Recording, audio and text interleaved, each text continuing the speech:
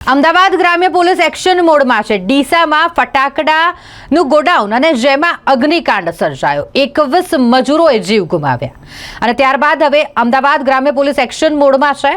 ફટાકડા વિક્રેતા અને ફટાકડાના જે વેપારી છે તેમને ત્યાં ચેકિંગ કરવામાં આવી રહ્યું છે।